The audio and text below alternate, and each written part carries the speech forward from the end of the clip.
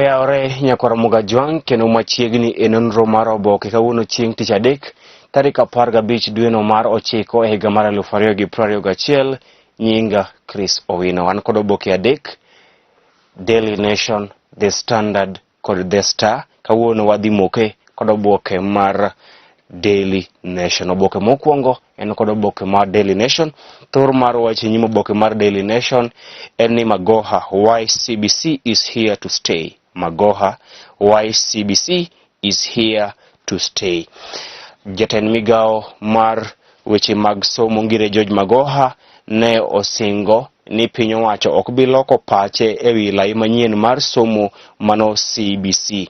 Magoha ne owacho ni piny owacho ok bi loko pache ewi lai manyien mar somo mar CBC kata doko jonyuol kaachiel kod stakeholders mopogore opogore migao mar somo osebedo ka golo ng'ur margi ewi keto e tim lai manyien mar somo, ka giwacho ni CBC ni kod homework mang'eny, miyo jopuonjre homework mang'eny mokalo, kendo miyo jonyuol bende ting' mapek kalore kod gigo ma idwaro go jopuonjre e kinde ma iketo e tim CBC. Moko kuom weche ma jonyuol kaachiel kod stakeholders osebedo ka wacho ewi CBC en ni omiyo jonyuol ting' mapek nikech idwaro ni jopuonjre odhi kod gik moko mang'eny kinde ma gitimo homework margi, gino mamiyo jonyuol ting' mapek moloyo. Kata kamano, Magoha ne owacho ni piny owacho ok bi loko pache ewi CBC, kendo wacho ni CBC biro dhi nyime kendo oganda ma pacho ka ibiro dhi nyime kod tiyo kod lai mar somo mar CBC. Picha manie thoro oboke mar Daily Nation en picha kama nyoro nitiere lweny e kind jodak ma Laikipia, thuolo ma jopur kod jopith mag jamni nyo bago lweny e gwenge mag Laikipia, e lweny madhi nyime e kaunti no.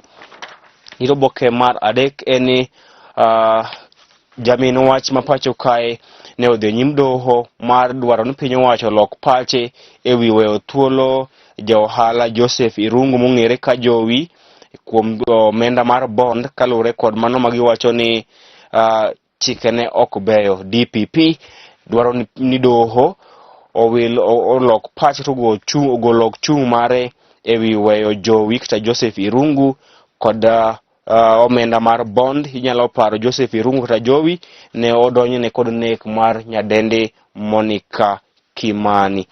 Oboke mar adek no bende Senator Mameru Mithika Linturi ne okwedo weche osebedo ka itude kod mar bambo miyo moro magawa moro e boma maduong' man Nairobi e kinde mokalo. Oboke mar ang'wen loso ewi kar dak ma jalup jatend piny owacho mano William Ruto mong'ere ka Hustler Mansion mayudore e boma maduong' ma Nairobi, kama ong'ere ka Karen.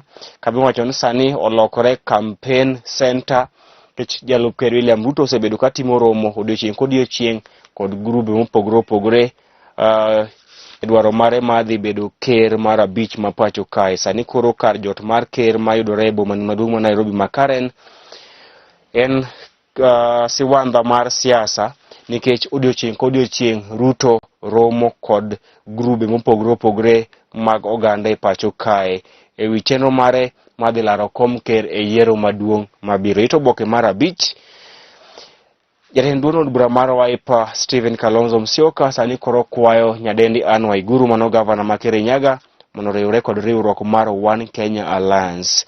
Kalonzo sani koro kwayo Anne Waiguru mondo riwre kod One Kenya Alliance. Odiochieng' manyoro jotelo mag One Kenya Alliance koting'o Kalonzo Musyoka, Musalia Mudavadi, Gideon Moi kanyakla kod Moses Wetangula ne oromo kod gavana Mameru, gavana ma Embu mano Martin Wambora kanyakla kod nyawadgi ma Mudhomi Njoki Mathara Kanithi.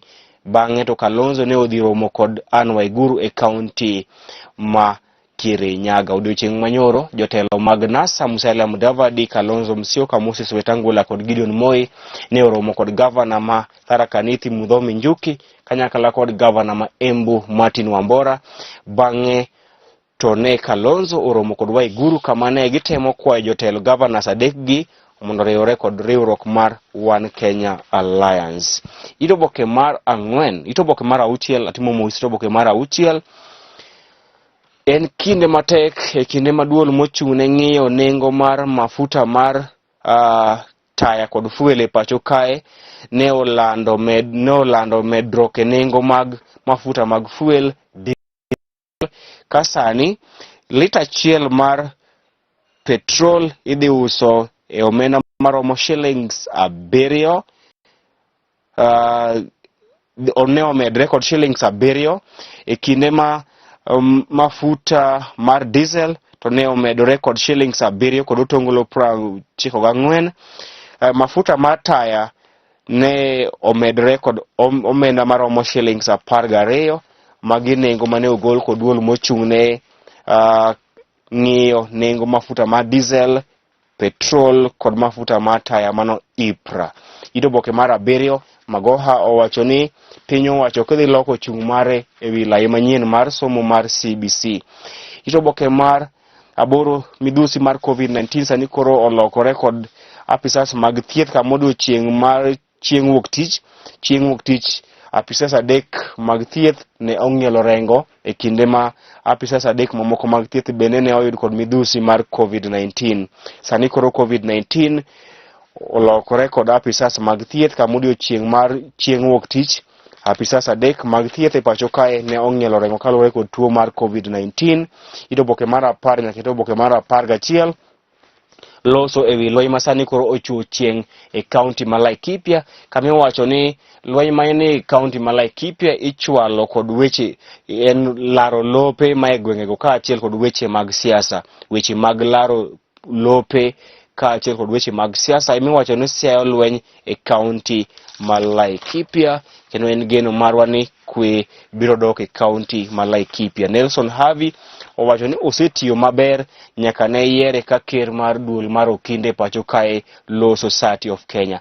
Gavana machon ma Nairobi mano Mike Mbuvi Sonko owacho ni odhier moko nyal chulo okinde mage. Gavana machon ma Nairobi Mike Mbuvi Sonko